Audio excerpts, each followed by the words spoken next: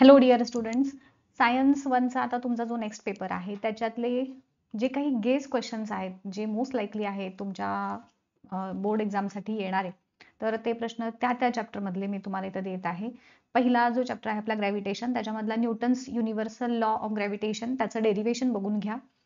Inverse square law त्याचं derivation, value of जी त्याच्यामध्ये variation कशी होते आणि जी ची व्हॅल्यू काढायचं जे डेरिव्हेशन, दोनही आहेत बघा. आणि variation in value of G मध्ये तुम्हाला गिव्ह सायंटिफिक रिझन की why the value of G is 0 at the centre of earth, किंवा मग 1 मार्कचे क्वेश्चन्स इथं जास्त आहे म्हणजे समजा व्हॅल्यू ऑफ जी अर्थच्या सरफेसवरती जास्त असणार की माउंट एव्हरेस्ट वरती जास्त असणार, अशा प्रकारचे 1 मार्कचे क्वेश्चन्स तुम्हाला विचारले जाऊ शकतात. मास आणि वेट मधला डिफरन्स तुम्हाला सांगितलाच. एस्केप व्हेलॉसिटी त्याचं डेरिव्हेशन आणि न्यूमेरिकल, जसं तुम्हाला मी म्हटलं न्यूमेरिकलचा पार्ट तुम्ही स्किप केलात तरी सुद्धा चालू शकतो. त्यानंतर पिरियडिक क्लासिफिकेशन मध्ये डोबेरानर्स लॉ, न्यूलँड्स लॉ, त्यांचे डीमेरिट्स जे आहेत, मेरिट्स डीमेरिट्स. आता डोबेरायनरचे तर आपल्या डीमेरिट्स एकच वाक्यात आहे त्यामुळे तो काय प्रश्न नाही. डोबेरायनर लॉ जर तुम्हाला एक्सप्लेन करा असं विचारलं तर तुम्हाला पुस्तकामध्ये जो लॉ दिलेला आहे की नाही आणि त्याच्यातले जे चार्ट दिलाय बघा एक, आणि त्याच फक्त व्हॅल्यूज स्पेसिफिक लिहायच्यात, बाकी काही लिहिलं नाही तरी चालेल.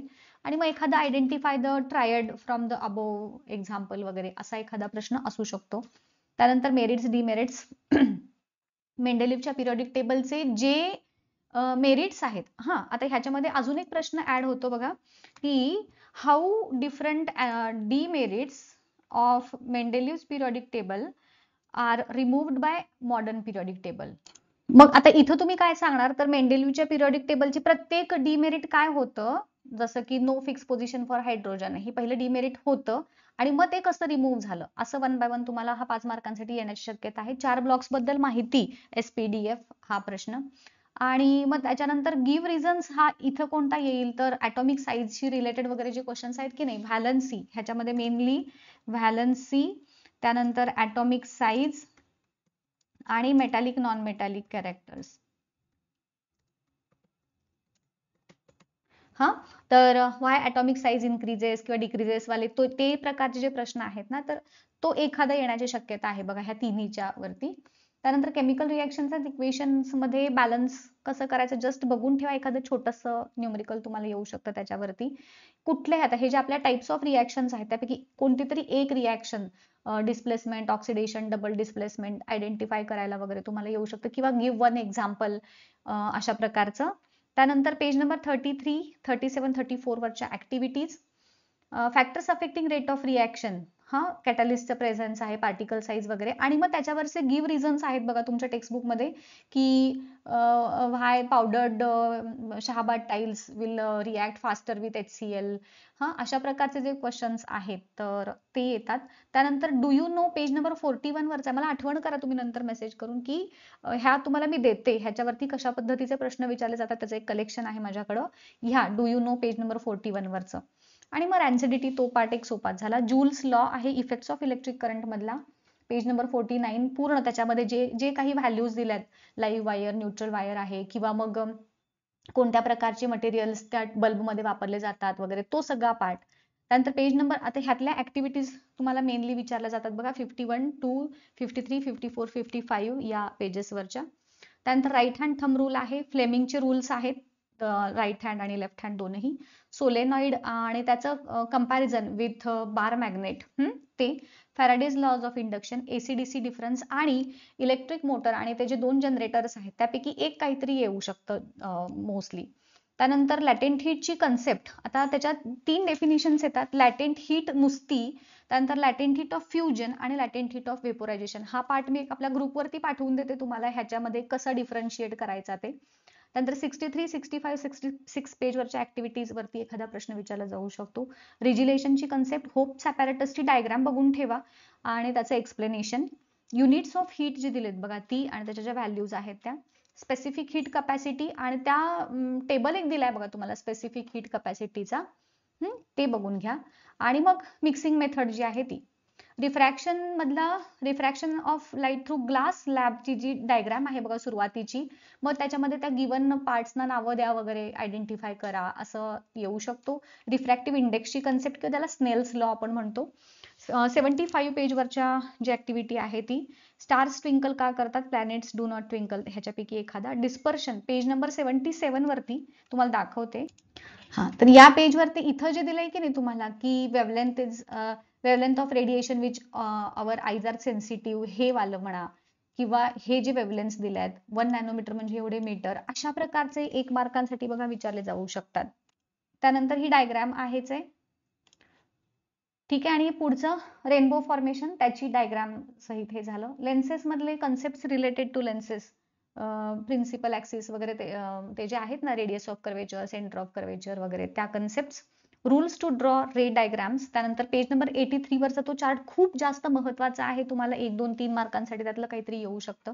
कार्टेशियन साइन कन्व्हेन्शन्स, त्यानंतर ह्युमन आय आणि त्याच्याशी रिलेटेड कन्सेप्ट, म्हणजे त्याच्यामधल्या कन्सेप्ट ज्या आहेत डायग्राम पेक्षा पण याच्यामध्ये मग ह्युमन आयचा जो कर्वेचर आहे त्याचं किती आहे, त्यानंतर कॉर्निया म्हणजे काय, हा, त्यानंतर focal length, power of accommodation म्हणजे काय, अशा ज्या कन्सेप्ट आहेत ना, तर ह्या देखील मी तुम्हाला नोट्स पाठवून देते. हा, हे एक आहे बघा, हे डिस्टन्स ऑफ डिस्टिंक्ट विजन किती, किंवा फार पॉइंट वगैरे ह्याच्यावर तर एखादा विचारला जाऊ शकतो. त्यानंतर आयबॉलचा डायमीटर हा एक महत्वाचा आहे बघा, हे आहे focal length of normal healthy I, तो किती आहे हे. आणि अर्थातच ह्या तिन्हीपैकी कोणता तरी एक डिफेक्ट ऑफ विजन. त्याचबरोबर रॉड कोन सेल्स आणि कोन सेल्स यांच्याबद्दल पण माहिती बघून ठेव, की रॉड सेल्स म्हणजे काय असतात आणि कोन सेल्स काय त्यांचं रोल आहे.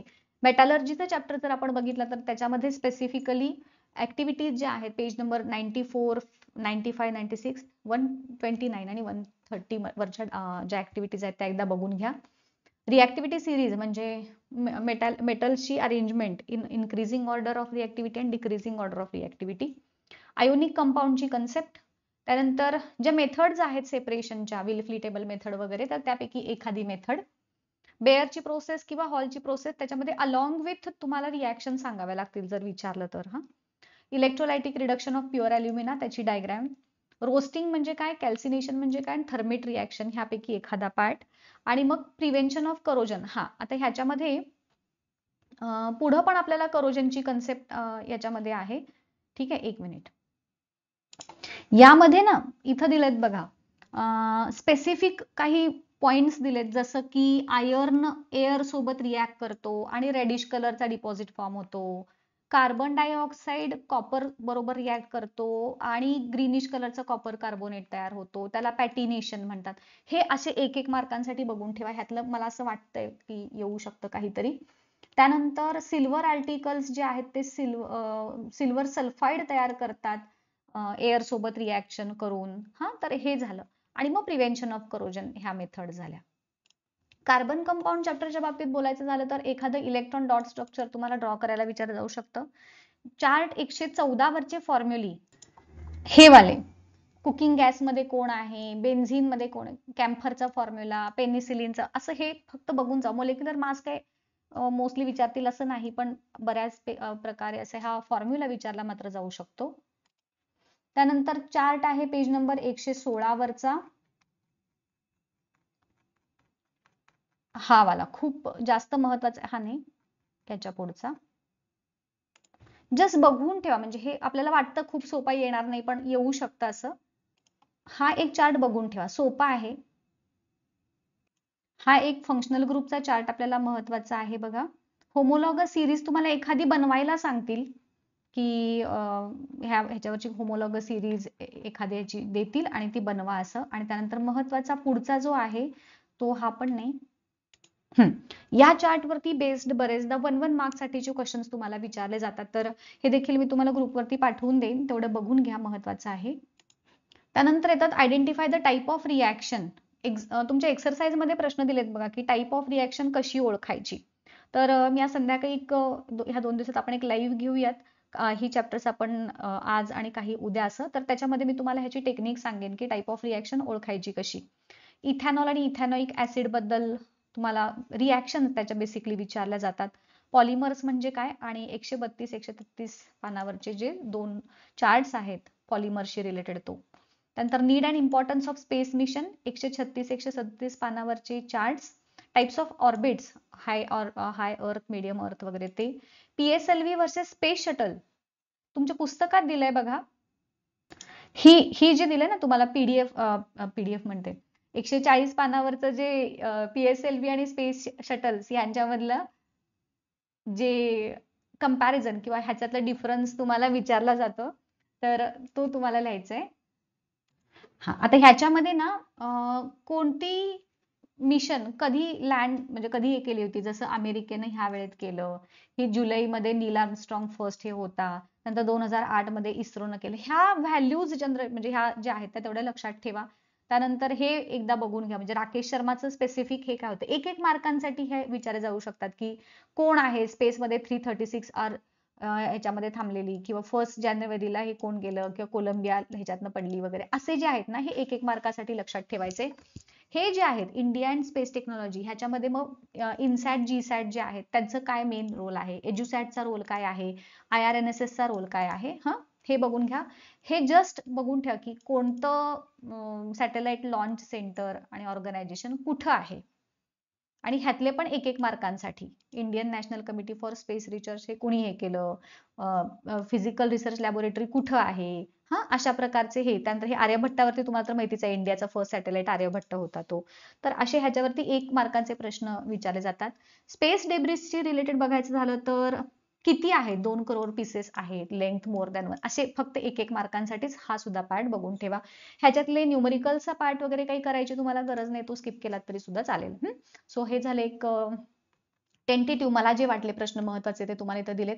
ह्याची PDF मी आपल्या ग्रुपवरती शेअर करतेच. So all the best for science 1 exam. Thank you.